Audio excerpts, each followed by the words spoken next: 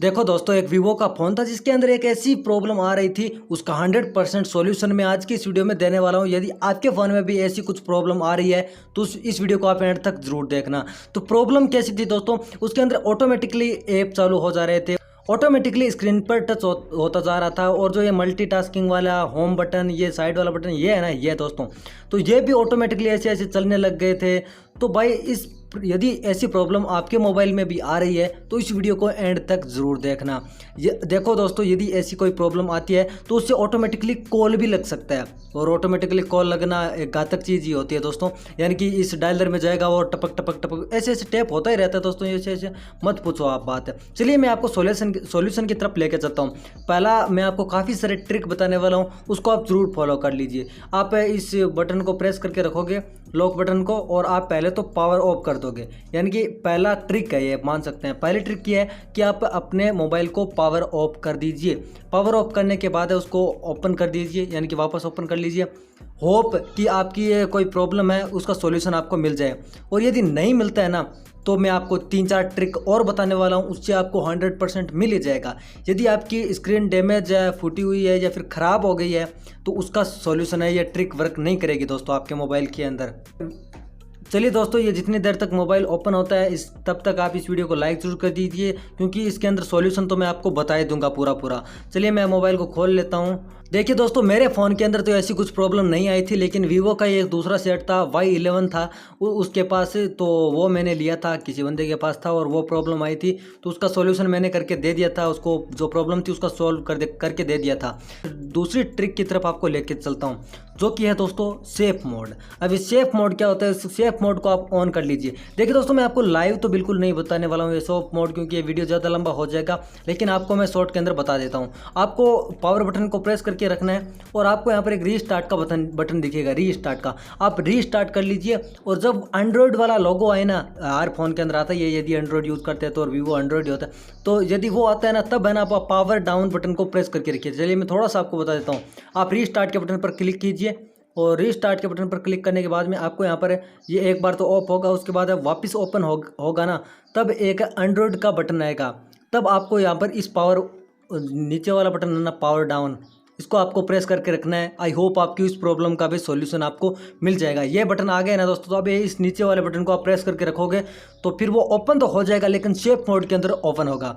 अब आप बोलोगे कि भाई यदि सेफ मोड के अंदर ओपन हो गया, मैंने दबाया नहीं था। आप दोस्तों, आप बोलोगे सेफ मोड के अंदर ओपन हो गया, तो उसको हम वापस नॉर्मल मोड के अंदर कैसे ओपन करें, तो उसका सॉल्यूशन दोस्तों इतना ही है दोस्तों, कि आप वापस रीस्टार्ट कर लीजिए और फिर नीचे वाला बटन दबाना मत, सीधा ही ओपन कर लेना, जैसे मैं फिलहाल कर रहा हूँ। तो ये हो गई दूसरी ट्रिक। यानी पहला तो आपको स्विच ऑफ करके ऑन कर लेना है, होप आपको प्रॉब्लम सॉल्व हो जाए।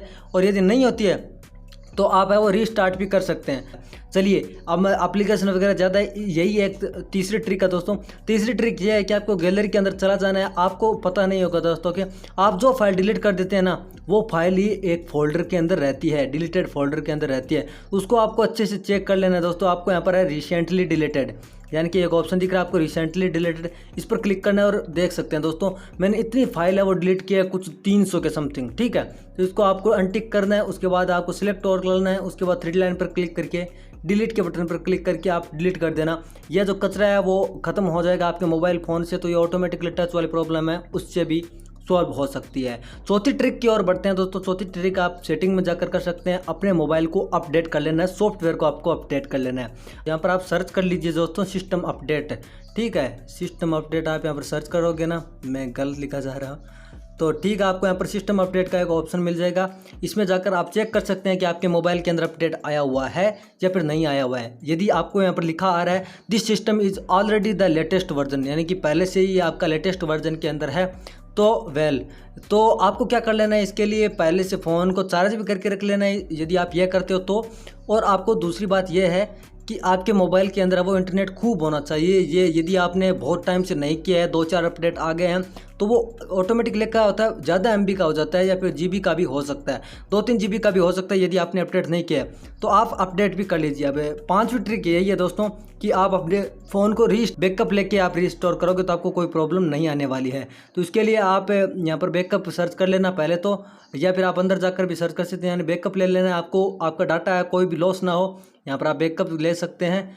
यहाँ से आप बैकअप नाउ पर क्लिक करोगे तो आपके मोबाइल के अंदर जितना भी डाटा है उसका बैकअप हो जाएगा और आपका डाटा है वो डिलीट नहीं होगा, या फिर आप दूसरे फ़ोन के अंदर भी ट्रांसफ़र कर सकते हैं, आपको कोई भी प्रॉब्लम नहीं आने वाले हैं।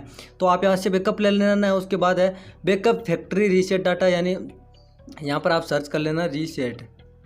यहाँ पर है इरेज ओल्ड डाटा यानी फैक्ट्री रीसेट, जो ऑप्शन है ना दोस्तों ये नीचे वाला, इस पर आप क्लिक कर देना है। ठीक है, उसके बाद इरेज ओल्ड डाटा पर क्लिक करोगे तो आपका फ़ोन है वो रीस्टोर हो जाएगा, यानी रीसेट हो जाएगा।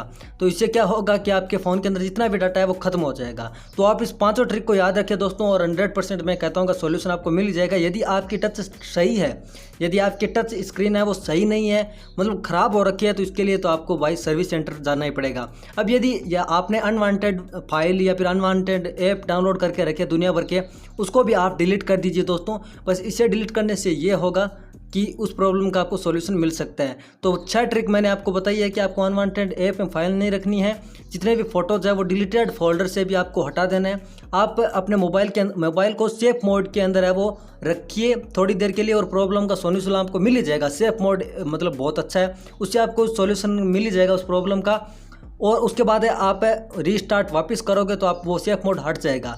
पावर ऑफ या फिर ऑन करके भी आप चेक कर सकते हैं। और लास्ट तरीका यही है कि आप सारे फैक्ट्री डाटा को रीसेट कर सकते हैं, उससे आपको सॉल्यूशन मिल जाएगा। सेटिंग को करने के बाद यदि आपकी स्क्रीन सही नहीं होती है, ऑटोमेटिकली ऐसे टच होती जाती है, कोई भी एप्लीकेशन ऑटोमेटिकली ओपन होता जाता है, तो आप बस एक ही काम कर सकते हैं दोस्तों, सर्विस सेंटर के अंदर जाना है, आपको टच चेंज करवा लेनी है, या फिर वो कुछ ऐसा ही सॉल्यूशन कर देंगे। लेकिन ऐसे सॉल्यूशन मेरे हिसाब से नहीं होगा यदि टच ख़राब है तो। जब टच ख़राब होती है ना दोस्तों, तभी ये गोस्ट टच होता है दोस्तों। तो आई होप आपको वीडियो पसंद आया होगा, हेल्पफुल लगा होगा, इन्फॉर्मेटिव लगा होगा। अब ऐसा नहीं है दोस्तों कि ये जिसके पास वीवो फ़ोन है वो ये ट्रिक कर सकते हैं, कोई भी कर सकता है। ये 5-6 ट्रिक जो मैंने बताई है ना, ये सब फ़ोन के अंदर इक्वल होती है। कुछ फ़ोन ऐसे होते हैं जैसे कि रेडमी, उसके अंदर डिलीटेड फाइल नहीं होती है, यानी जो फोटो हमने डिलीट कर दी वो कर दी, बस वो वापस नहीं आने वाली है।